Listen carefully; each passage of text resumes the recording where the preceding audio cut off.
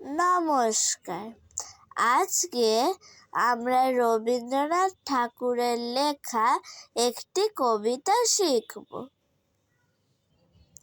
আকাশ পাড়ে পূবের কোণে কখন যেন অন্য মনে ফাঁক ধরে ওই মেঘে মুখের চাদর সরিয়ে ফেলে, বন্ধ চোখের পাতা মেলে, আকাশ ওঠে জেগে।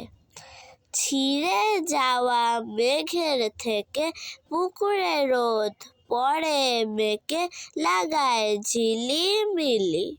বাঁশবাগানের মাথায় মাথায়, তেঁতুল গাছের পাতায় পাতায় হাসায় খিলিখিলি। হঠাৎ কিসের মন্ত্র আসে, ভুলিয়ে দিলে এক নিমেষে বাদল বেলার কথা। হারিয়ে পাওয়া আলো তীরে নাচায় ডালে ফিরে ফিরে ঝুমকো ফুলের লতা। নমস্কার।